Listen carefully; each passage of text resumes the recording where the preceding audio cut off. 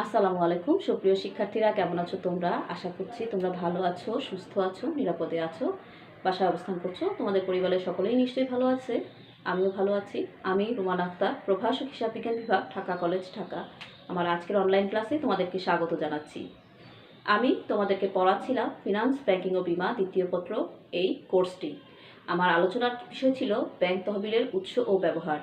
তো গত ক্লাসে কিন্তু আমরা ব্যাংক তহবিলের উৎস, ব্যাংক ঋণের সংজ্ঞা এবং ব্যাংক ঋণের ক্ষেত্রে বিবেচ্য বিষয়সমূহ, ব্যাংক ঋণের প্রকারভেদ সম্পর্কে আলোচনা করেছি। আজকে আমরা পড়ব ব্যাংক ঋণের জামানত সম্পর্কে।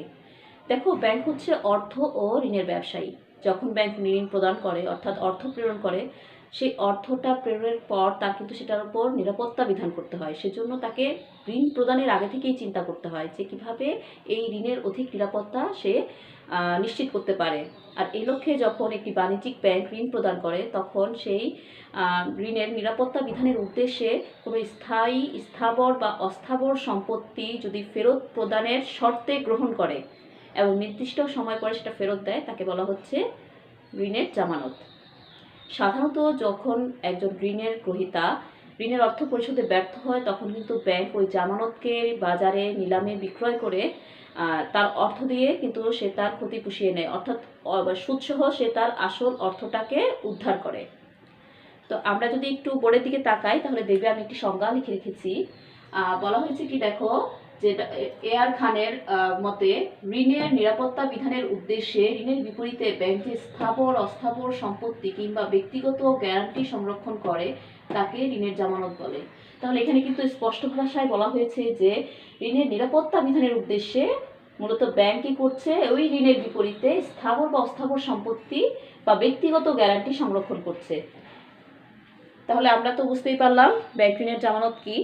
তাহলে এবার আসি আমরা ব্যাংক ঋণের জামানতের বিবেচ্য বিষয় অথবা উত্তম জামানতের বৈশিষ্ট্যাবলীগুলো কি কি। দেখো, এখানে লিখেছি যে উত্তম জামানতের বৈশিষ্ট্য কিন্তু দুই ভাগে ভাগ করা হয়েছে। একটি হচ্ছে অব্যক্তিক জামানতের ক্ষেত্রে, একটা হচ্ছে ব্যক্তিক জামানতের ক্ষেত্রে। তো শুরুতে আমরা যেটা বলবো, অব্যক্তিক জামানতের ক্ষেত্রে বৈশিষ্ট্যগুলো কি কি বা জামানতের বিবেচ্য বিষয়গুলো কি কি। প্রথমেই দেখো, গ্রহণযোগ্যতা, অর্থাৎ যে জামানতটি ঋণগ্রহীতা ব্যাংকে প্রদান করবে, সেই জামানতটির অবশ্যই গ্রহণযোগ্যতা থাকতে হবে, অর্থাৎ সেটি যাতে জামানত হিসেবে গ্রহণযোগ্য হয়। আমি যদি একটু সহজ করে বলি বা উদাহরণ দিয়ে বলি, তাহলে তোমরা বুঝতে পারবে। যেমন গবাদি পশু, পচনশীল দ্রব্য বা বেআইনি সম্পদ কিন্তু জামানত হিসেবে গ্রহণযোগ্য হবে না, তাই না? এগুলো আইনসঙ্গতভাবে কার্যকর হবে না, কারণ পচনশীল দ্রব্য যে কোনো সময় পচে যাবে। তার মানে একটা ঋণ যে ব্যাংক প্রদান করেছে, সেই ঋণের সাথে কিন্তু তার নিরাপত্তা বিধানের উদ্দেশ্যে এটাকে, এই পচনশীল দ্রব্যটাকে আসলে সমন্বয় করা যাচ্ছে না। একইভাবে বেআইনি সম্পদ এবং গবাদি পশুর ক্ষেত্রেও বলা যায়। তাহলে আমাদের জামানতের প্রধান বৈশিষ্ট্যটা কি হবে, যে আইনসঙ্গতভাবে যে জামানতের বা স্থাবর বা অস্থাবর সম্পত্তি যেটা জামানত হিসেবে ঋণগ্রহীতা রাখতে চাচ্ছে, তার আইনসঙ্গত গ্রহণযোগ্যতা থাকতে হবে। এরপরে আসি আমরা মালিকানা সত্ত্ব। যে জামানতটি ঋণগ্রহীতা জামানত হিসেবে রাখবে ব্যাংকের নিকট, তাহলে সেক্ষেত্রে তার ওই জামানতের ওপর মালিকানা সত্ত্ব থাকতে হবে। যদি মালিকানা সত্ত্ব না থাকে, যখন প্রয়োজন হবে, অর্থাৎ অর্থ পরিশোধে যখন গ্রাহক ব্যর্থ হবে, তখন কিন্তু ব্যাংক এই জামানতটি বিক্রয় করতে পারবে না, যেহেতু তার উপর ঋণগ্রহীতার মালিকানা সত্ত্ব নেই। তার মানে মালিকানা সত্ত্বটি কিন্তু অত্যন্ত প্রয়োজনীয় একটি বিষয়, যেটা উত্তম জামানত হিসেবে গঠিত হতে হলে। এরপরে আসি বিক্রয়যোগ্যতা। অবশ্যই জামানতের বিক্রয়যোগ্যতা থাকতে হবে। এটা বাজারে বিক্রয়যোগ্য যদি না হয়, তাহলে যখন প্রয়োজন হবে, অর্থাৎ গ্রাহক ঋণগ্রহীতা যখন ঋণ পরিশোধে ব্যর্থ হবে, তখন এটাকে কিন্তু বিক্রয় করে ব্যাংক তার অর্থ উদ্ধার করতে পারবে না। সেক্ষেত্রে এটাকে অবশ্যই বিক্রয়যোগ্য হতে হবে। এরপরে হচ্ছে তারল্য। তারল্যটা কি? তারল্যটা হচ্ছে যে ঋণের গ্রাহক যে পরিমাণ জামানত দেওয়া হলো, সেটা স্থাবর হোক বা অস্থাবর হোক, যে জামানতটাকে রাখা হলো, সেই জামানতকে যত দ্রুত সময়ের মধ্যে এবং নির্বিঘ্নে নগদ অর্থে রূপান্তর করা যায়, সেটাকেই বলা হচ্ছে তারল্য। একটা ব্যাংক যত কম ক্ষতিতে এবং সহজে একটি জামানতকে, সেটা স্থায়ী অস্থাবর মানে স্থাবর বা অস্থাবর সম্পত্তি যাই হোক না কেন, সেটাকে যত দ্রুত সময় কম ক্ষতিতে নগদে রূপান্তর করতে পারবে, সেই জামানতের কিন্তু তারল্যটা বেশি হবে। অর্থাৎ উত্তম বৈশিষ্ট্য সম্পন্ন একটি জামানতের কি করতে হবে, তারল্য গুণটা বেশি থাকতে হবে। যত দ্রুত তা নগদ অর্থে রূপান্তর করা যাবে, ততটাই সহজে কিন্তু ব্যাংক তার মানে অপরিশোধিত অর্থ সংগ্রহ করতে পারবে। এরপরে আসি মূল্য। একটি জামানতের মূল্য অবশ্যই গৃহীত ঋণের থেকে বেশি হতে হবে। যদি বেশি না হয়, কোনো কারণে যদি ঋণের গ্রাহক অর্থ প্রদানে বা পরিশোধে ব্যর্থ হয়, তাহলে ব্যাংক যখন এই অর্থ মানে ওই জামানতটাকে বিক্রয় করে অর্থ সংগ্রহের প্রচেষ্টা চালাবে, তখন কিন্তু সে ক্ষতির সম্মুখীন হবে। আবার যদি সমান সমান অর্থাৎ ঋণের পরিমাণ যে টাকা রয়েছে, সেই টাকার পরিমাণের যদি আবার জামানত রাখা হয়, তাহলে এটা আশা করা যায় না যে ব্যাংক ওই জামানতটি যখন বিক্রয় করতে যাবে ঠিক সমপরিমাণ অর্থই ফেরত পাবে, কারণ বাজারে অবশ্যই এটার ভ্যালু কম বেশি হতে পারে। সেই জন্য বলা হচ্ছে যে উত্তম জামানতের বৈশিষ্ট্য হবে অবশ্যই জামানতি যে দ্রব্যটি রয়েছে, যে সম্পদ বা পণ্যটি রয়েছে, যেটাই থাকুক না কেন, তার মূল্য অবশ্যই গৃহীত ঋণের থেকে বেশি হতে হবে। এরপরে আসি দায়মুক্ততা। জামানতি যে দ্রব্যটি রয়েছে, সেই দ্রব্যটি অবশ্যই অন্য কোনো পক্ষের নিকট দায়বদ্ধ রয়েছে কিনা সেটি কিন্তু ব্যাংককে আগে থেকেই যাচাই বাছাই করে দেখতে হবে। কারণ দায়বদ্ধ কোনো সম্পদ যদি জামানত হিসেবে রাখা হয়, তাহলে গ্রাহক যদি অর্থ পরিশোধে ঋণের অর্থ ফেরত দিতে ব্যর্থ হয়, তখন ব্যাংক কিন্তু এই দায়বদ্ধ সম্পত্তিটিকে বিক্রয় করে তার অর্থ উদ্ধার করতে সমস্যার সম্মুখীন হবে। সেজন্যই বলা হচ্ছে একটি উত্তম জামানত এর বৈশিষ্ট্য হলো যে জামানতটি অবশ্যই দায়মুক্ত থাকবে। এরপরে দেখি সম্পদের দখল। অবশ্যই জামানতকৃত পণ্যের ওপর যিনি ঋণ গ্রহীতা জামানতটি রেখেছেন তার দখল থাকতে হবে। বিশেষ করে পণ্যদ্রব্যর ক্ষেত্রে অবশ্যই ওই পণ্যটির দখল ব্যাংকের নিকট থাকতে হবে। এর কারণ হচ্ছে যে যখন এই জামানতি পণ্যের দখল না থাকে, তখন কিন্তু এটি বাজারে বিক্রয় করতে কিন্তু সমস্যা হয়। ধরো কোনো স্থাবর সম্পত্তি হয়তো দেখা গেল ব্যাংক মালিকানা সত্ত্ব হয়তো দেওয়া হয়েছে, কিন্তু দখলই সত্ত্ব ঋণ গ্রাহকের কাছে থাকার কথা, কিন্তু কোনো কারণে সেটা তার কাছে ছিল না। ফলে ব্যাংক যখন দেখা যাবে যে ঋণটি দুর্দশাগ্রস্ত হয়ে গেছে বা ঋণের অর্থ ফেরত পাওয়া যাচ্ছে না, তখন কিন্তু বিক্রয় করে এই অর্থ ফেরত পেতে গেলে ব্যাংকের জন্য ঝামেলার সৃষ্টি হবে। সেজন্যই বলা হচ্ছে যে একটি উত্তম জামানতের বৈশিষ্ট্য হলো যে সেটি অবশ্যই সম্পদের দখল থাকতে হবে। এরপরে হচ্ছে মানে জামানতের সম্পদের দখল থাকতে হবে। হস্তান্তর যোগ্যতা। হস্তান্তর যোগ্যতা মানে হচ্ছে যে একটি উত্তম জামানতের অবশ্যই হস্তান্তরযোগ্য হতে হবে। কারণ হস্তান্তরযোগ্য না হলে তো সেই জামানত ব্যাংক প্রয়োজনে বিক্রয় করতে পারবে না, হস্তান্তর করতে পারবে না। অর্থাৎ এটি কিন্তু জামানত হিসেবেই আসলে পরিগণিত হবে না, যেহেতু এটি দ্বারা কোনো কাজ হচ্ছে না। আর যখন ঋণের গ্রাহক ঋণের অর্থ ফেরত দিয়ে দিবে, তখন তো এই জামানতও ব্যাংক ফেরত দিয়ে দিবে, তাই না? তার মানে জামানতের বৈশিষ্ট্য অবশ্যই কি হতে হবে, হস্তান্তরযোগ্য হতে হবে। এখানে আমি লিখিনি, আরও একটি অন্যতম বৈশিষ্ট্য রয়েছে জামানতের, সেটি হচ্ছে মূল্যের স্থিতিশীলতা।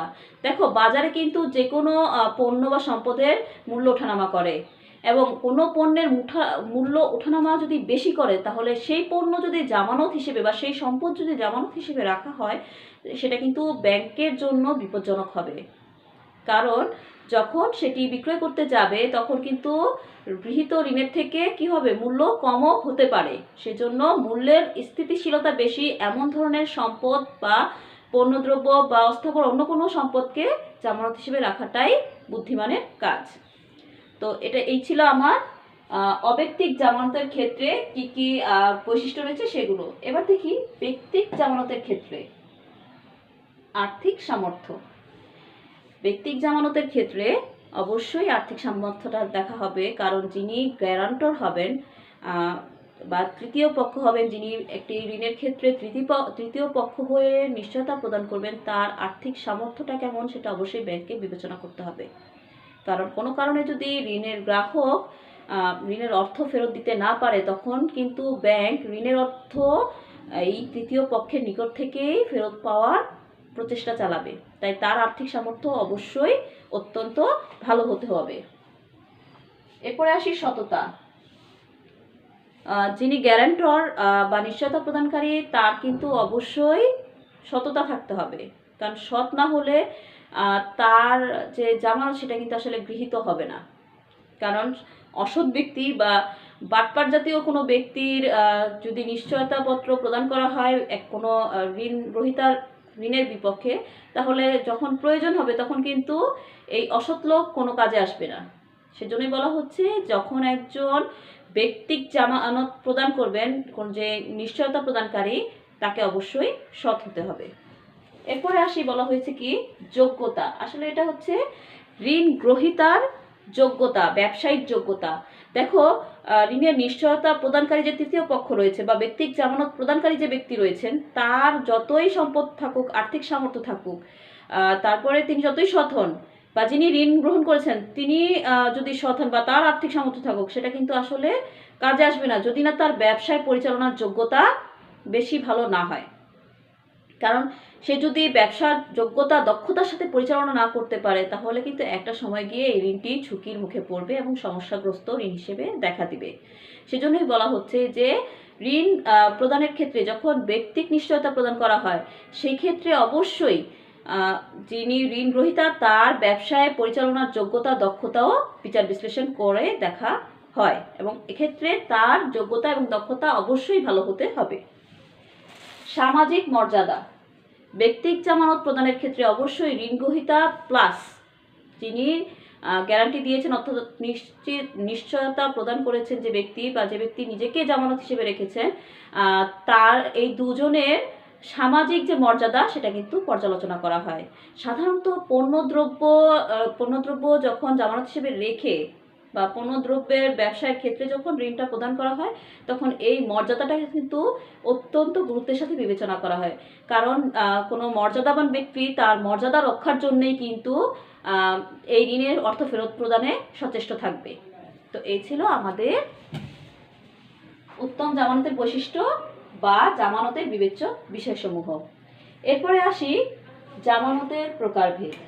দেখো, জামানতটা কি সেটা আমরা তো একটু আগেই শুনলাম, যে ঋণের নিরাপত্তা বিধানের উদ্দেশ্যে ব্যাংকগুলো যে অর্থ বা সম্পদ বা অস্থাবর যে সম্পদ বন্ধক রাখে বা ফেরত প্রদানের শর্তে গ্রহণ করে, সেটাই হচ্ছে জামানত।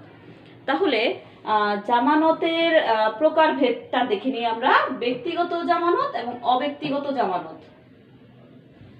ব্যক্তিগত জামানতটা নিয়ে আমি প্রথমে আলোচনা করছি। ব্যক্তিগত জামানত কি? যেখানে একজন ব্যক্তি ঋণ গ্রহীতার পক্ষে কি করে থাকে, নিজেকে জামানত হিসেবে প্রদান করে থাকে, বা ঋণ ফেরত দানের যে যোগ্যতা রয়েছে ঋণ গ্রহীতার, সেটা যাতে আরও নিশ্চিতভাবে হয় সেই জন্য সে নিশ্চয়তা প্রদান করে থাকে, তাকে বলা হচ্ছে ব্যক্তিক জামানত। আমি আরেকটু সহজ করে বলি, যখন ঋণ গ্রহীতার পক্ষে তৃতীয় কোনো ব্যক্তি নিজেকে জামানত হিসেবে গণ্য করে নিশ্চয়তাপত্র প্রদান করে, তখন তাকে বলা হচ্ছে ব্যক্তিক জামানত। এখন এই যে ব্যক্তিক জামানত যিনি আছেন, তিনি কিন্তু যদি ঋণ গ্রহীতা কোনো কারণে ঋণের অর্থ ফেরত প্রদান না করে, তখন এই ব্যক্তিক জামানত প্রদানকারী ব্যক্তি কিন্তু ঋণের অর্থ প্রদানে বাধ্য হন এবং তিনি কিন্তু ঋণের অর্থ প্রদান করেন, বা ব্যাংক তার নিকট হতে ঋণের অর্থ সংগ্রহ করে। তো এটা হচ্ছে ব্যক্তিক জামানত। এবার আসি অব্যক্তিক জামানত। অব্যক্তিক জামানতকে আবার নৈর্ব্যক্তিক জামানতও বলা হয়ে থাকে। সাধারণত যখন একজন ঋণ গ্রহীতা তার ঋণের বিপরীতে কি করে যে স্থাবর অস্থাবর যে সম্পত্তি বন্ধক হিসেবে রাখে, সেটাকে বলা হচ্ছে নৈর্ব্যক্তিক জামানত। যেমন বিক্রয়যোগ্য সিকিউরিটিস, তারপরে জমি, ভূমি, দালান কোঠা, পণ্যদ্রব্য বা মূল্যবান দ্রব্য সামগ্রী ইত্যাদি যে কোনো কিছুই এরকম জামানত হিসেবে গণ্য হতে পারে, অর্থাৎ ব্যক্তিক জামানত হিসেবে অব্যক্তিক জামানত হিসেবে গণ্য হতে পারে।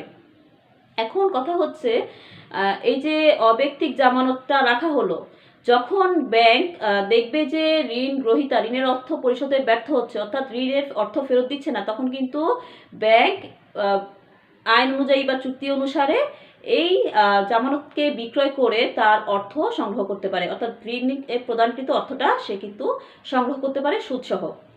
তো এখন আমরা যেটা দেখব যে এই যে অব্যক্তিক জামানত, এটাকে আবার কিন্তু কয় ভাগে ভাগ করা হয়েছে, 5 1 2 3 4 4 ভাগে ভাগ করা হয়েছে।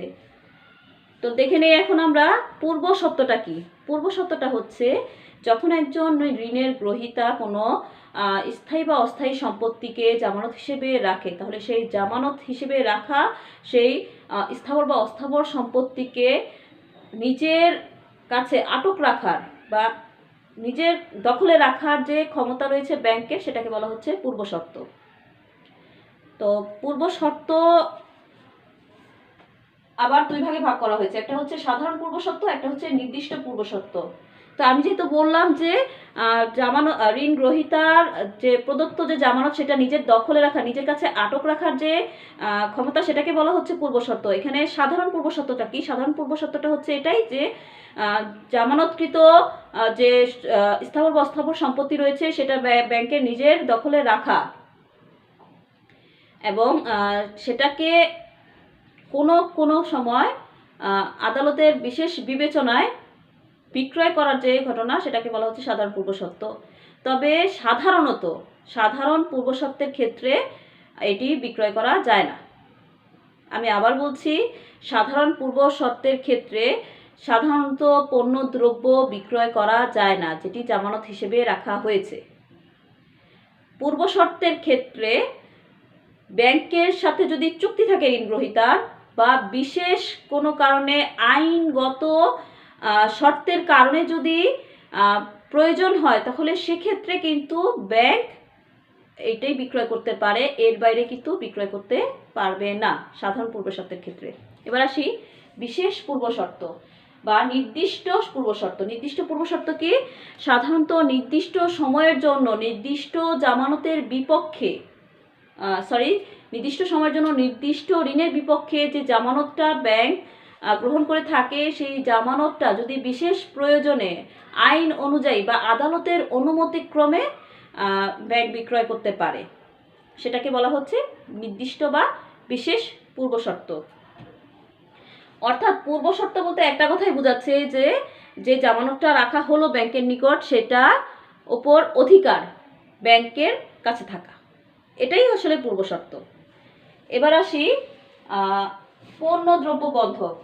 পণ্যদ্রব্য বন্ধক হলো এমন একটি বন্ধক যেটা হচ্ছে ঋণ গ্রহীতা যখন ঋণ গ্রহণ করে, সেই ঋণ গ্রহণের বিপরীতে সে পণ্যদ্রব্যকে আসলে জামানত হিসেবে ব্যাংকের নিকট প্রদান করে।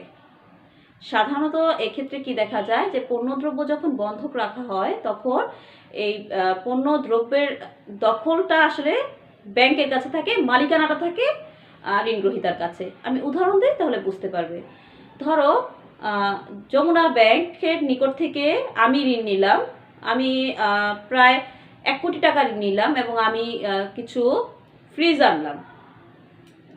তো এই যে ফ্রিজ আনলাম, 1 কোটি টাকা দিয়ে যে ফ্রিজ আনলাম আমি, সেই ফ্রিজটা আমি যেহেতু তাদের কাছ থেকে পণ্য দ্রব্য বন্ধক জামানত রেখে এনেছি, সেহেতু যতক্ষণ পর্যন্ত না আমি ঋণের অর্থ ব্যাংকে ফেরত দিচ্ছি, ততক্ষণ পর্যন্ত আসলে ফ্রিজগুলো কিন্তু যমুনা ব্যাংকের দখলেই থাকবে। যে মুহূর্তে আমি অর্থ পরিশোধ করব, সেই মুহূর্তে কিন্তু ব্যাংক আমাকে আমার ফ্রিজগুলো ফেরত দিবে, এরপর আমি এটাকে বিক্রয় করতে পারবো, তার আগে কিন্তু নয়। এটাই হচ্ছে আসলে পণ্যদ্রব্য বন্ধক। এবার আসি স্থাবর বা অস্থাবর সম্পদ বন্ধক। স্থাবর সম্পদ বন্ধকটা হচ্ছে স্থাবর বা অস্থাবর সম্পদ বন্ধকটা কি? যখন একজন ঋণগ্রহীতা স্থাবর বা অস্থাবর সম্পত্তির বন্ধক রেখে, জামানত হিসেবে রেখে ঋণ গ্রহণ করে, সেটাকে বলা হচ্ছে স্থাবর বা অস্থাবর সম্পত্তির বন্ধক। দেখো এখানে কিন্তু কিছু কথা বলা হয়েছে। এই যে স্থাবর বা অস্থাবর সম্পদ বন্ধককে আবার কয়েক ভাগে ভাগ করা হয়েছে। একটা হচ্ছে স্থায়ী, ভাসমান শর্তাধীন সমতা, নিবন্ধিত সমতা বন্ধক, ভোগ বন্ধক। তো আমরা শুরুতে যে বিষয়টা দেখব যে স্থায়ী বন্ধকটা কি। স্থায়ী বন্ধকটা হচ্ছে একজন ঋণ গ্রহীতা তিনি যে জামানত বা স্থাবর সম্পত্তি বা অস্থাবর সম্পত্তি যেটা জামানত হিসেবে প্রদান করবেন তার জন্য তিনি লিখিত এবং রেজিস্ট্রিকৃতভাবে সেটা ব্যাংককে প্রদান করবেন। অর্থাৎ এটা হচ্ছে কি নিবন্ধিত জামানত। এবং স্থায়ী জামানতের ক্ষেত্রে এখানে যখন ঋণ গ্রহীতা ঋণের অর্থ পরিশোধ করে তখন কিন্তু সেই কাগজপত্রগুলো যেগুলো ব্যাংকের কাছে নিবন্ধিত করে দেওয়া হয়েছে, যে সম্পদগুলো নিবন্ধিত করে দেওয়া হয়েছে সেগুলো আবার ব্যাংক ফেরত দেয়। এবার যদি কোনো কারণে আবারও ঋণ গ্রহীতা ঋণের প্রয়োজন হয় তখন সে আবারও কিন্তু একই পদ্ধতিতে ঋণ গ্রহণ করতে পারে। তবে এক্ষেত্রে একটি বিষয় হচ্ছে কি যে যেহেতু বারবার নিবন্ধন করতে হয় সেটা কিন্তু ঋণ গ্রহীতার উপর চাপ পড়ে, অর্থাৎ তাকে আর্থিকভাবে চাপের মুখে থাকতে হয়। এটা ছিল আমার স্থায়ী বন্ধক বা স্থায়ী জামানত। এরপরে আসি ভাসমান। একটি কথা বলিনি যে কোনো কারণে যদি ঋণ গ্রহীতা অর্থ পরিশোধে ব্যর্থ হয় তাহলে স্থায়ী বন্ধকের ক্ষেত্রে কিন্তু তৎক্ষণাৎ মানে মেয়াদ পূর্তির পরে দেখা যাচ্ছে ব্যাংক ওই সম্পত্তিগুলোর মালিকানা সত্ত্ব লাভ করে এবং সরাসরি তারা বিক্রয় করতে পারে বা নিজের ইচ্ছায় নিজের কাছেও রেখে দিতে পারে। এটা হচ্ছে স্থায়ী বন্ধকের ক্ষেত্রে। ভাসমান বন্ধক কি? ভাসমান বন্ধকও এরকম যে ঋণ গ্রহীতা ঋণ গ্রহণ করার উদ্দেশ্যে যে জামানতটি মানে জামানত হিসেবে যে সম্পত্তিটিকে রাখবে সেইটির মালিকানা সংক্রান্ত কাগজপত্র আসলে ব্যাংকে প্রদান করবে। এক্ষেত্রে কিন্তু নিবন্ধন করে প্রদান করা হচ্ছে না, এক্ষেত্রে শুধুমাত্র কাগজপত্রগুলোই প্রদান করা হচ্ছে। আর যেহেতু কাগজপত্রগুলো প্রদান করা হচ্ছে তার মানে মালিকানা সত্ত্ব প্লাস দখল দুটোই কিন্তু ঋণ গ্রহীতার নিকট থাকছে। এবং ভাসমান বন্ধকে আরেকটি বিষয় হচ্ছে যে এক্ষেত্রে কিন্তু কোনো নির্দিষ্ট ঋণের বিপরীতে বা নির্দিষ্ট সময়ের জন্য এখানে বন্ধক রাখা হয় না স্থাবর বা অস্থাবর সম্পত্তিকে। এটি যতদিন পর্যন্ত এই ঋণের লেনদেন চলবে ততদিন পর্যন্তই আসলে ব্যাংকের নিকট গচ্ছিত থাকবে। এবং যখন যদি কোনো কারণে ঋণ গ্রহীতা ঋণের অর্থ ফেরত দিতে অপারগ হয় সেক্ষেত্রে কিন্তু ওই সম্পত্তির মালিকানা লাভ করবে বা বিক্রয়ের অধিকার লাভ করবে আসলে ব্যাংক।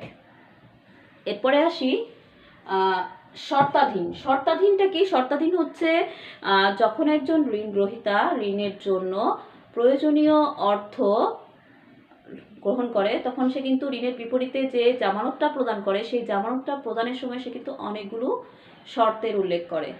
এবং এই যে শর্তের উল্লেখ, এই শর্তগুলো কি কি? যে কোনো কারণে যদি ঋণ গ্রহীতা ঋণের অর্থ ফেরত দানে অপারগ হয় তাহলে সেক্ষেত্রে তাকে কতবার নোটিশ দেওয়া হবে এবং কতদিন পরে বিক্রয় করা হবে এবং কিভাবে নোটিশ করা হবে ইত্যাদি নানা ধরনের শর্ত ওই জামানত প্রদানের সময় কোম্পানির মানে ব্যাংকের সাথে মানে উল্লেখ করেই চুক্তিটা করা হয়, ঋণ চুক্তিটা করা হয়।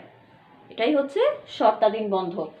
অর্থাৎ যে জামানতটাকে মানে যে সম্পদটাকে জামানত হিসেবে রাখা হচ্ছে তার সাথে কিন্তু অনেকগুলো শর্ত জুড়ে দেওয়া হচ্ছে, এ কারণেই এটি শর্তাধীন বন্ধক। এরপরে আসি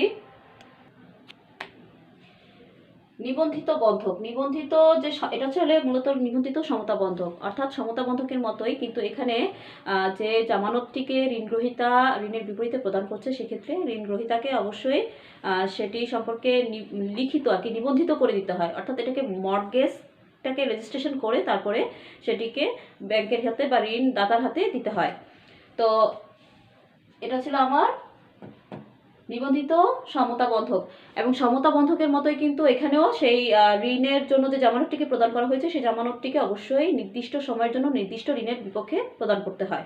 এরপরে আসি ভোগ বন্ধক। ভোগ বন্ধক হচ্ছে যে যখন একজন ঋণ গ্রহীতা জামানত হিসেবে তার যে স্থাবর সম্পত্তিটি ব্যবহারের অধিকার মানে ভোগ করার অধিকার ঋণদাতাকে প্রদান করে সেটাকে বলা হচ্ছে ভোগ বন্ধক অধিকার।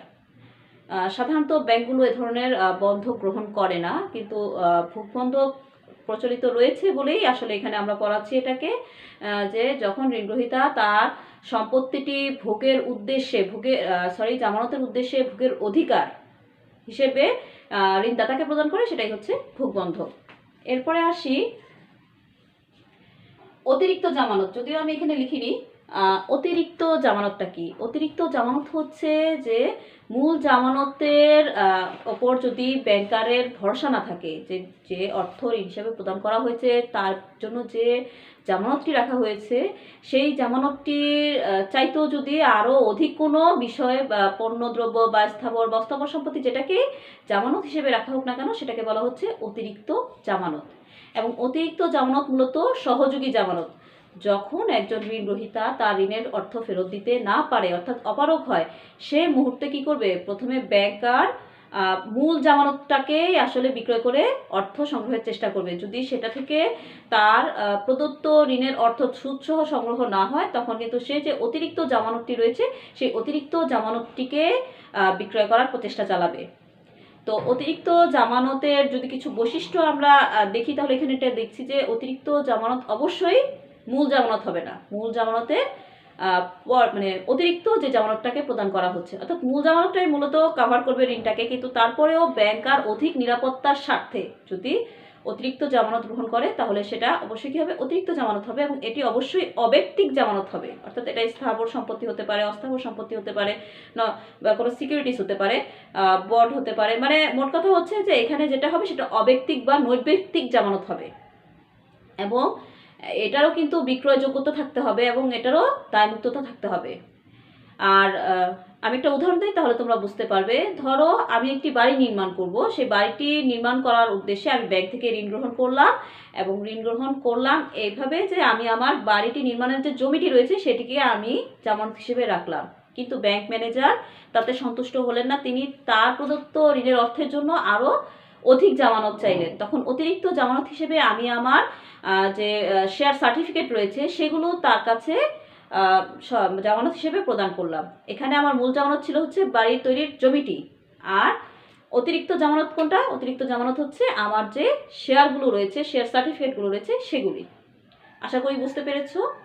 এবার আসি আমরা ঋণ বিশ্লেষণ। ঋণ বিশ্লেষণটা কি? দেখো, একটা ব্যাংক কোম্পানির জন্য অত্যন্ত গুরুত্বপূর্ণ হচ্ছে ঋণ বিশ্লেষণ করা, কারণ ঋণের অর্থ প্রদানের পূর্বেই কিন্তু তাকে আসলে বিচার বিশ্লেষণ করতে হবে। সাধারণত একটি ব্যাংক যখন ঋণ প্রদান করে, সেজন্য সে ঋণ প্রকল্প এবং জামানতের বিষয়ে বিচার বিশ্লেষণ করাটাই হচ্ছে ঋণ বিশ্লেষণ। যেহেতু ব্যাংক অর্থ ঋণের ব্যবসায়ী এবং তাকে কিন্তু মুনাফা অর্জন করেই তার প্রতিষ্ঠানটিকে পরিচালনা করতে হয়, তার মানে তার আয়ের উৎসটা কি? মুনাফাটা। তাই মুনাফা অর্জন করতে হলে অবশ্যই তাকে কি করতে হবে? তাকে এই ঋণটা বিচার বিশ্লেষণ করে সঠিক খাতে ঋণ প্রদান করতে হবে। এবং যদি সে সঠিক খাতে ঋণ প্রদান না করে, তাহলে কিন্তু সে মুনাফা তো দূরের কথা, সে কিন্তু তার আসল যে মূলধনটা রয়েছে সেটাকেও হারাতে পারে। সেজন্য 2005 সালের জুলাই মাসে বাংলাদেশ ব্যাংক কর্তৃক একটি নির্দেশনা দেওয়া হয়েছে, যেটাকে ক্রেডিট মানে ঋণ বিশ্লেষণের একটি নির্দেশনা দেওয়া হয়েছে 63 পৃষ্ঠার। সেখানে কিন্তু ব্যাংক কোম্পানিগুলোর জন্য যে ঋণের ক্ষেত্রে কিছু বিষয় পর্যালোচনা করতে হয়। তার মধ্যে একটি হচ্ছে ঋণদান নির্দেশনা তৈরি, একটি হচ্ছে ঋণের পর্যালোচনা, তারপরে হচ্ছে ঋণের অনুমোদন এবং আভ্যন্তরীণ অডিট কমিটি। তো শুরুতে আমি যেটা আলোচনা করব সেটা হচ্ছে ঋণদান তৈরির নির্দেশনা। বাংলাদেশ ব্যাংক কর্তৃক যে নির্দেশনা প্রদান করা হয়েছে সে অনুযায়ী বাণিজ্যিক ব্যাংকগুলোকে অবশ্যই ঋণ প্রদানের জন্য, সেটা যাকেই হোক না কেন, ঋণ প্রদানের জন্য তাদেরকে একটি ঋণ নির্দেশনা ফরম্যাট তৈরি করতে হয়। এবং সেই ফরম্যাট অনুযায়ী প্রথমেই তারা দেখবে যে তারা কোন কোন ক্ষেত্রে ঋণ দিতে আগ্রহী।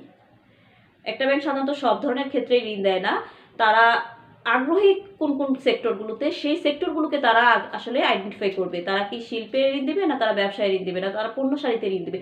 মোট কথা হচ্ছে যে তারা আসলে কোন ক্ষেত্রটা ঋণ দিলে তারা অধিক লাভ পাবে কম ঝুঁকিতে, সেই ক্ষেত্রগুলোকে তাদের আগে নির্ধারণ করতে হবে। এরপরে হচ্ছে তাদের ঋণের ধরন কেমন হবে। তারা কি লিজ নেওয়ার ক্ষেত্রে ঋণ দিবে, তারা কি গৃহ নির্মাণ ঋণ দিবে, তারা কি চলতি মূলধন ঋণ দিবে, না তারা দীর্ঘমেয়াদী ঋণ দিবে। আসলে ঋণের ধরনটা কেমন হবে, তারা কি মেয়াদি ঋণ দিবে। এই যে ধরনের কথা বললাম, এই ধরনগুলোও কিন্তু তারা আইডেন্টিফাই করে রাখবে তাদের সেই ঋণ বিশ্লেষণ ফরম্যাটে। এরপরে আসি, তারা যে ঋণ দিবে সেই ঋণটা কি তারা এককভাবে দিবে, না অন্য কোনো ব্যাংকের সাথে গ্রুপ ওয়াইজ দিবে, না তারা সিন্ডিকেশন পদ্ধতিতে গ্রাহকদেরকে ঋণ দিবে, সেই সম্পর্কেও কিন্তু তাদের ফরম্যাটে উল্লেখ থাকবে। এরপরে হচ্ছে তারা ঋণের সীমা, ব্যক্তির ক্ষেত্রে কেমন সীমা হবে, আবার প্রতিষ্ঠানকে ঋণ দিলে কেমন সীমা হবে ঋণের সীমা সে সম্পর্কেও কিন্তু তারা তাদের সেই নির্দেশনা ফরম্যাটে তথ্য উপস্থাপন করবে। এরপরে হচ্ছে যে তারা যে ঋণটা দিবে সেই ঋণের সর্বোচ্চ আকার কেমন হবে, সর্বোচ্চ মেয়াদ কত হবে, সর্বোচ্চ মানে জামানতটা কি হতে পারে, তারপরে তাদের ঋণের চুক্তি কেমন হবে সেই বিষয়েও কিন্তু তারা এই যে ঋণদান তৈরির যে নির্দেশনা ফরম্যাটটা রয়েছে সেখানে তারা উল্লেখ করবে। এছাড়া কোন কোন ক্ষেত্রে তারা ঋণ দিবে না সেই তালিকাও কিন্তু তাদেরকে প্রস্তুত করতে হবে। এবার আসি ঋণের পর্যালোচনা বা অ্যাসেসমেন্ট। দেখো ঋণ তো দেওয়ার জন্য অবশ্যই ব্যাংক আগে থেকে ফরম্যাট রেডি করলো। এখন কোনো গ্রাহক যদি ঋণ চায় তাহলে সেই গ্রাহকের বিভিন্ন তথ্য কিন্তু সংগ্রহ করতে হবে এবং সেই তথ্য সংগ্রহের পরে তারা কিন্তু কি করবে, সেই ঋণটাকে মানে যে ক্ষেত্রে ঋণ চাচ্ছে সেই ঋণের ক্ষেত্রটাকে বিশ্লেষণ করবে, তারপরে ঝুঁকি গ্রেডিং করবে এবং ঝুঁকি গ্রেডিং করার জন্য কিন্তু ব্যাংকগুলোর কাছে কিছু ফরম্যাট রয়েছে। এখানে তারা দেখবে যে ঋণ গ্রাহকের ব্যবসায়িক ঝুঁকি, আর্থিক ঝুঁকি, ব্যবস্থাপনা ঝুঁকি, নিরাপত্তা ঝুঁকি, সম্পর্ক ঝুঁকি এবং এই যে সবগুলো ঝুঁকি মিলে ঝুঁকির স্কোর কত হয় সেটা দেখবে। সাধারণত মোট স্কোর 100 ধরেই তারা ব্যাংকগুলো কিন্তু কাজ করে থাকে। তো একজন গ্রাহকের ঝুঁকির স্কোর যত কম হবে তার ঋণ পাওয়ার সম্ভাবনা তত বেশি হবে। আবার অন্য দিকে যদি বলতে চাই যে এই স্কোরের উপরেই আসলে কিন্তু ঋণ প্রদানের বিষয়টি নির্ভর করে। তো আমি যেটা বলছিলাম ঋণ পর্যালোচনার পর কিন্তু ঋণ অনুমোদনের আগে কি করতে হবে, ঝুঁকি গ্রেডিং করতে হবে যে গ্রাহকের ঝুঁকি আসলে কোন গ্রেডে রয়েছে এবং সেক্ষেত্রে ব্যাংক কি পরিমাণ লোন দিলে আসলে ব্যাংক ক্ষতিগ্রস্ত হবে না বা ব্যাংকের অর্থে নিরাপত্তা বিধান হবে। সেজন্য প্রথমে যেহেতু ঝুঁকি গ্রেডিং করবে এবং গ্রেডিং করার পরে ব্যাংকের প্রত্যেকটা ব্যাংকেরই আসলে বাণিজ্যিক ব্যাংকেরই কিন্তু একটি ক্রেডিট কমিটি রয়েছে যারা ঋণ দানের বিষয়টিতে কাজ করে থাকে। এই কমিটিটি যদি এই গ্রাহকের ঝুঁকি গ্রেডিংটা দেখার পর সন্তুষ্ট হয় যে না এই গ্রাহককে ঋণ প্রদান করা যায়, তখন কিন্তু তারা ঋণ প্রদানের অনুমতি প্রদান করবে এবং এরপরে তারা তো ঋণ প্রদান করে ফেললো, গ্রাহক মানে একজন ঋণ গ্রহীতা সে কিন্তু ঋণ পেয়ে গেল, তাহলে কিন্তু কাজ শেষ হয়ে গেল না। এরপরেও ব্যাংকের আরও কাজ হচ্ছে, ব্যাংকের অডিট কমিটি আছে যারা আভ্যন্তরীণ অডিট করে এবং এই অডিট কমিটি দেখবে যে ঋণ দানের ক্ষেত্রে ব্যাংকের ব্যবস্থাপক বা যে শাখা থেকে ঋণ প্রদান করা হলো সেই শাখার ব্যবস্থাপক বা ম্যানেজার ঋণ দানের সবগুলো নিয়ম মেনে ঋণ প্রদান করেছে কিনা। এখানে অনেক সময় হয় আমরা প্রায় শুনে থাকি যে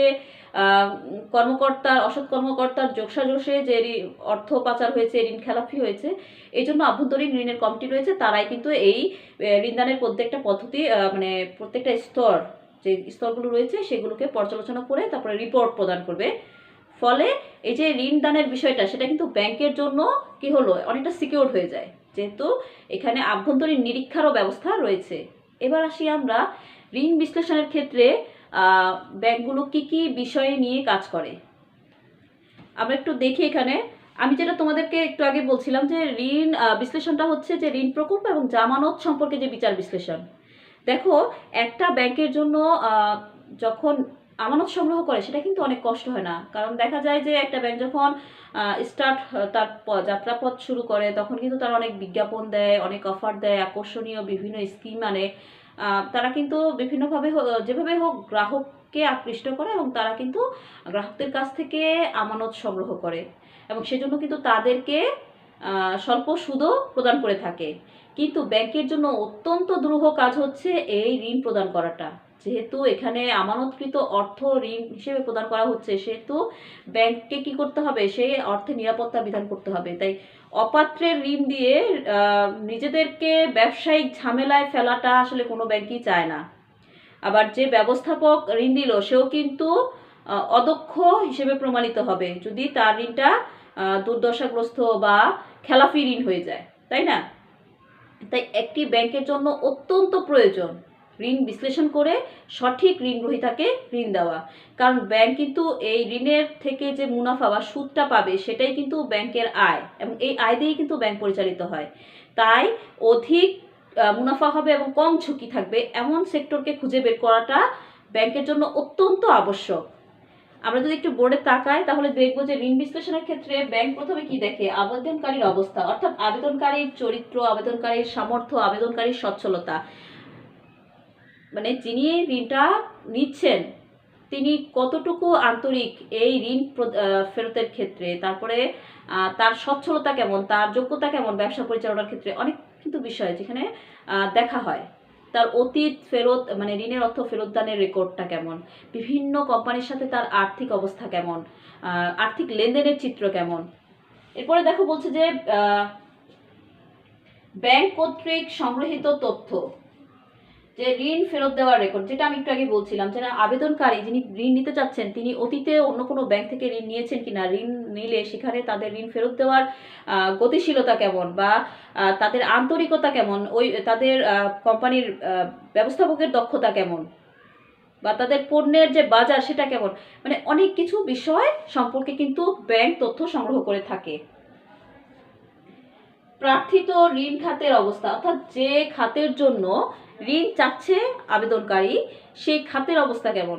আমি প্রায় ক্লাসে একটা উদাহরণ দেই যে কখনোই ব্যাংকগুলোকে একটি খাতে আসলে ঋণ দেওয়া ঠিক না। একটি খাতে ঋণ দিলে অনেক সময় সেটা কি হয় যে ওই খাতটিতে যদি কোনো ধরনের বিপর্যয় ঘটে তাহলে সবগুলো ব্যাংক একসাথে মানে লোকসানের মুখে পড়ে। সেজন্যই বলা হয়েছে যে প্রার্থিত ঋণ খাতের অবস্থা কেমন। সেখানে তাদের দেখতে হবে যে এখানে যে উদ্দেশ্যে আসলে ব্যাংক থেকে আবেদনকারী ঋণের অর্থ পাওয়ার জন্য আবেদন করেছে সেই উদ্দেশ্যটা কি, মানে সে কি শিল্প ঘটনার উদ্দেশ্যে নিচ্ছে, না ব্যবসায়িক প্রয়োজনে নিচ্ছে, ব্যবসা পরিচালনার উদ্দেশ্যে নিচ্ছে, না প্রতিষ্ঠানটাকে পতন ঠেকানোর জন্য নিচ্ছে, সেই উদ্দেশ্যটাকে দেখতে হবে। এরপরে হচ্ছে সম্ভাবনা, মানে সে যদি শিল্পের জন্য নেয় তাহলে সেই শিল্পের ক্ষেত্রে আয়ের সম্ভাবনা কেমন, যদি পণ্যের জন্য নেয় তাহলে পণ্যের বাজার অবস্থা কেমন। মানে মোট কথা হচ্ছে যে ক্ষেত্রের জন্য সে লোনটা আবেদন করেছে সেই ক্ষেত্রটা থেকে অর্থটা ফেরত আসার সম্ভাবনা কেমন। আয়ের ধরন, অর্থাৎ যেটা আমরা বললাম যে সে কোন ধরনের পণ্য বা সেবার জন্য লোনটা নিচ্ছে তার ধরনটা কেমন। কিছু আছে যেমন খুব দ্রুত অর্থ উঠে আসে কিছু ব্যবসাতে, আবার কিছু ব্যবসা একটু সময় লাগে, ধীরে ধীরে অর্থ আসে। যদিও সে মানে প্রত্যেকটা প্রতিষ্ঠানের স্টেবিলিটি এক এক রকম হয়ে থাকে, কিন্তু পণ্য বা প্রোডাক্ট সারির কারণে দেখা গেছে অনেক সময় কিন্তু কিছু স্লো আইটেম থাকে, কিছু আইটেম খুব দ্রুত বাজারে বিক্রয় হয়ে যাচ্ছে। আবার শিল্পক্ষেত্রে দেখা যায় অনেক সময় যে তাদের আয়ের যে সম্ভাবনাটা সেটা হয়তো কিছুটা পরাভূত হয়, অর্থাৎ রহিতও হতে পারে। মোট কথা হচ্ছে যে তাদের আয়ের ধরনটা কেমন সে সম্পর্কে তথ্য কিন্তু ব্যাংক সংগ্রহ করে। এরপরে আসি জামানতের গ্রহণযোগ্যতা। আবেদনকারী জামানত হিসেবে যে বস্তুটিকে প্রদান করবে সেটা স্থাবর হতে পারে, অস্থাবর হতে পারে, যেটিকেই প্রদান করুক না কেন সেখানে তার গ্রহণযোগ্যতা কেমন। এবং গ্রহণযোগ্যতার ক্ষেত্রে এই যে আমি বলছি অব্যক্তিক জামানতের ক্ষেত্রে যে বৈশিষ্ট্যগুলো রয়েছে, এই বৈশিষ্ট্যগুলো, এই সবগুলো বৈশিষ্ট্য উপস্থিত আছে কিনা সেগুলো কিন্তু করতে হবে, ব্যাংককে দেখতে হবে, মানে ব্যবস্থাপক যিনি ঋণটাকে দিবেন তাকে কিন্তু এগুলো ভালোভাবে পর্যালোচনা করে দেখতে হবে। আমি গত ক্লাসে পড়িয়েছি ব্যাংক ঋণে প্রদানের ক্ষেত্রে বিবেচ্য বিষয়সমূহ, সেখানে কিন্তু জামানতের সাথে এগুলো কিন্তু পড়িয়েছি অলরেডি তোমাদেরকে, ঠিক আছে? তো তোমরা একটু ভালো করে পড়ে নেবে। এরপরে আসি আমরা দুর্দশাগ্রস্ত ঋণ। দেখো দুর্দশাগ্রস্ত ঋণ কি? দুর্দশাগ্রস্ত ঋণ হচ্ছে সেই ঋণগুলো যেগুলো ঋণ গ্রহীতা একটা কিস্তি বা তার অধিক, মানে একটা কিস্তির পরে অন্য একটা কিস্তি ঋণের অর্থ হয়তো ফেরত দিল না এবং ধারাবাহিকভাবে সে এটাকে কি করলো যে দিল না। অর্থাৎ অবশ্যই ঋণ যখন গ্রহণ করে তখন তো চুক্তি করেই নেয় যে নির্দিষ্ট মেয়াদান্তে নির্দিষ্ট কিস্তিতে সে ঋণের অর্থ ফেরত দেবে, কিন্তু দেখা গেল যে দু একটা কিস্তি দিয়ে বা কিছু কিস্তি দিয়ে সে অন্যান্য কিস্তিগুলো দিচ্ছে না। এই অবস্থায় কিন্তু এই ঋণটিকে দুর্দশাগ্রস্ত বা সমস্যাগ্রস্ত ঋণ বলা হবে। সাধারণত এই ঋণগুলোর ক্ষেত্রে কি হয়, যখন দেখা যায় যে একটা ঋণ এরকম সমস্যাগ্রস্ত বা দুর্দশাগ্রস্ত হচ্ছে তখন কিন্তু সেটা ঋণ আবর্তনের উপর প্রভাব ফেলে। অর্থাৎ একটা ঋণের টাকা যখন ব্যাংক ম্যানেজার পাচ্ছেন না তখন কিন্তু সে অন্য গ্রাহককে ঋণ দিতে পারছে না, ফলে সে কিন্তু তার অধিকার হারাচ্ছে। কিভাবে হারাচ্ছে দেখো, যেমন ঋণ গ্রহীতা তার কাছ থেকে ঋণের অর্থ পাচ্ছে না, সে ব্যবসা বাণিজ্য কাণ্ড সচল করতে পারছে না, তেমনি আবার দেখা যাচ্ছে যে ব্যাংকও অধিক ঋণ দিতে পারছে না বলে তারও কিন্তু আয় কমে যাচ্ছে, ফলে ব্যাংকের একটা জটিল পরিস্থিতির মধ্যে পড়তে হচ্ছে। এজন্য এটাকে বলা হচ্ছে দুর্দশাগ্রস্ত ঋণ। তো দুর্দশাগ্রস্ত ঋণ আমরা কিভাবে বুঝবো? দুর্দশাগ্রস্ত ঋণ সাধারণত আমরা এভাবে বুঝবো যে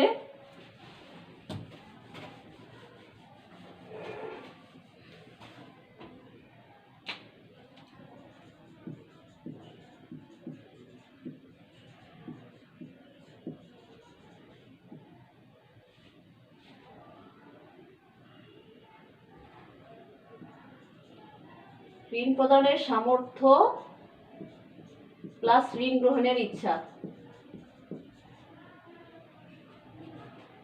অর্থাৎ আমি যদি আরেকটু ভালোভাবে লিখি যে ঋণ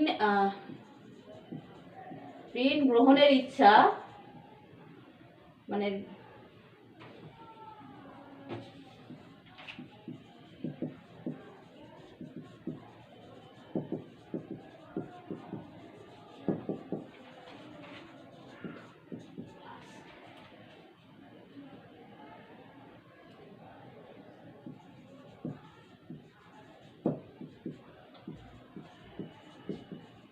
এটাকে বলা হচ্ছে আদর্শ ঋণ।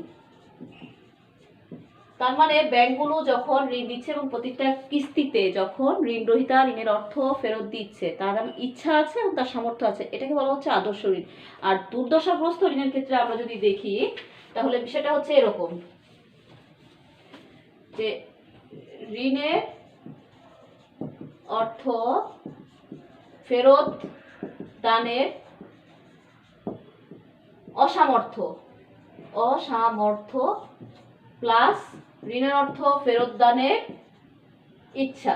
মানে এখানে ঋণ গ্রহীতা কিন্তু ইচ্ছা আছে সে ঋণের অর্থ ফেরত দেবে, কিন্তু এখন যেহেতু তার ব্যবসায়িক যোগ্যতা ছিল না, সে কারণে কি হচ্ছে দেখা গেছে ঋণ গ্রহণের পর সে কিন্তু তার ব্যবসাটাকে আর বাড়াতে পারেনি বা রানিং রাখতে পারেনি, ফলে তার ইচ্ছা থাকা সত্ত্বেও কিন্তু সে ঋণের অর্থগুলো কিস্তিতে পরিশোধ করতে পারছে না। এই কারণে এটাকে বলা হচ্ছে দুর্দশাগ্রস্ত ঋণ।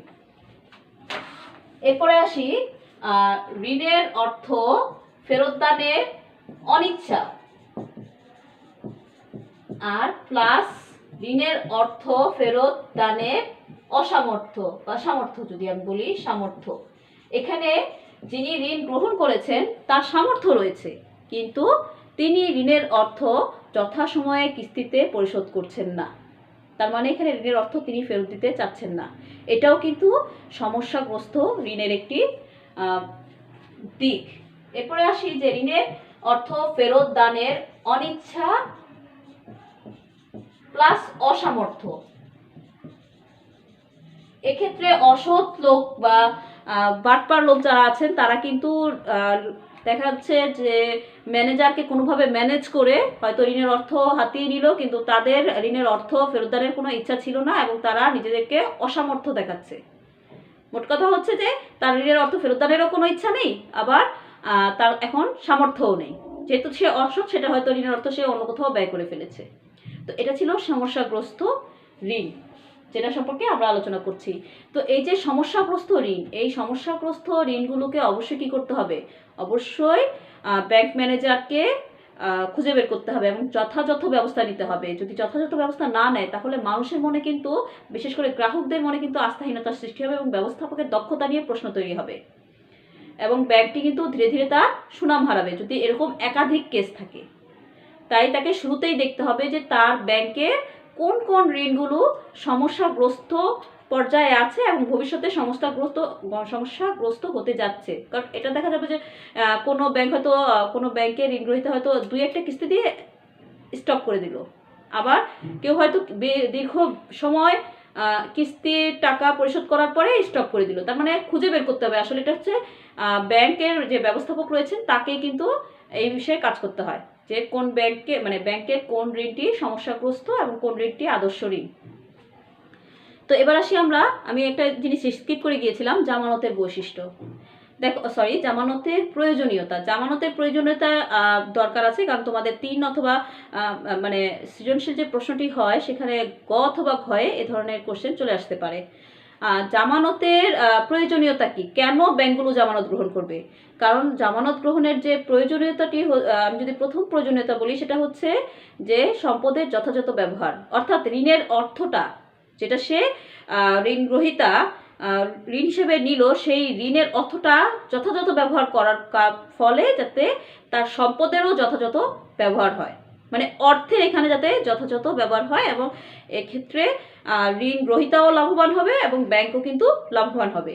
এরপরে যদি বলি ঋণ ফেরতদানের নিশ্চয়তা, এটাই আসলে প্রধান কারণ যে ঋণের বিপরীতে জামানত গ্রহণের, যে তাহলে যিনি ঋণ গ্রহীতা আছেন তিনি অবশ্যই জামানতটি ফেরত পাওয়ার উদ্দেশ্যে হলেও কিন্তু ঋণের অর্থ ফেরত দিবে। আরেকটি প্রয়োজনীয়তার দিক যদি আমি উল্লেখ করি সেটি হচ্ছে যে সুসম্পর্ক রাখা। দেখা গেছে যে তৃতীয় পক্ষের সাথে যদি ঋণ গ্রহীতা প্লাস ব্যাংকের সুসম্পর্ক থাকে তাহলে কিন্তু ঋণটি দুর্দশাগ্রস্ত হওয়ার বা খেলাপি হওয়ার কোনো সম্ভাবনা থাকে না, তাই না? তাই এটাও কিন্তু মানে সুসম্পর্ক বজায় রাখাটাও একটি কারণ যেটা জামানত ব্যাংক গ্রহণ করে থাকে। এছাড়া কুঋণ থেকে মুক্ত থাকা বা কুঋণ হ্রাস করা, যখন ব্যাংক ঋণ প্রদান করে সেই ঋণগুলো যাতে কুঋণ হিসেবে পরিগণিত না হয়, বকেয়া না হয়ে যায়, খেলাপি না হয়ে যায়, সেই জন্য ব্যাংক আগে থেকে কি করে ঋণের বিপরীতে জামানত রাখে। ফলে ঋণ গ্রহীতা সবসময় কিন্তু একটা চিন্তার মধ্যে থাকে যে তাকে ঋণের অর্থ ফেরত দিতে হবে, যাতে সে জামানতি যে স্থাবর বা অস্থাবর সম্পত্তি রয়েছে সেটাকে সে মুক্ত করে নিতে পারে। আরেকটি কারণ হচ্ছে যে সচেতনতা বৃদ্ধি। জামানত যদি গ্রহণ করা হয় তাহলে ঋণ গ্রহীতা সবসময় সচেতন থাকে যে তাকে জামানতের যে বস্তুটি রয়েছে সেটি ফেরত পাওয়ার জন্য তাকে ঋণের অর্থ ফেরত দিতে হবে। মানে মোট কথা হচ্ছে তার মাথায় সবসময় এই চিন্তাটা কাজ করে যে সে যাতে ঋণের অর্থ সঠিক সময় ফেরত দিয়ে তার জামানতটাকে মুক্ত করতে পারে। আরও একটি বিষয় যদি আমি বলি সেটি হচ্ছে যে দুর্দশাগ্রস্ত ঋণ থেকে মানে মুক্ত থাকা। কোনো ঋণ যাতে দুর্দশাগ্রস্ত হলেও ব্যাংক ম্যানেজার বা ব্যাংক কর্তৃপক্ষ তাদের ঋণের অর্থ ফেরত পেতে পারে সে লক্ষ্যেও কিন্তু তারা জামানত রাখে। কারণ দেখা যাচ্ছে অধিকাংশ ঋণ খেলাপি হয়ে গেলে সেগুলো সহজে আদায় করা যায় না এবং এগুলো ব্যাংকের জন্য ভীষণ কষ্টসাধ্য। শুধু কষ্টসাধ্য তা না, সময় সাপেক্ষ। তো দেখা গেছে এই জন্য আসলে ব্যাংকগুলো কি করে যে প্রদত্ত ঋণের বিপরীতে তারা জামানত রাখে। আর আরও একটি বিষয় হচ্ছে যে ব্যবসায়িক কর্মকাণ্ড পরিচালনা করা। কারণ দেখো একটা ব্যাংক তো একটার দিকে ঋণ দিয়ে বা একটা খাতে ঋণ দিয়ে বা কিছু ব্যক্তিকে ঋণ দিয়ে তারা বসে থাকবে না, তাদেরকে তো ব্যবসায়িক কর্মকাণ্ড পরিচালনার মধ্যে থাকতে হবে এবং সেটাকে আরও সম্প্রসারণ করতে হবে। এ লক্ষ্যে তারা যাতে কখনো সমস্যার মুখোমুখি না হয় এবং ব্যবসায়িক কর্মকাণ্ড সবসময় সচল রাখতে পারে সেই জন্য কিন্তু এই ব্যাংকগুলো কি করে বা ঋণদাতারা জামানত গ্রহণ করে ঋণের বিপরীতে।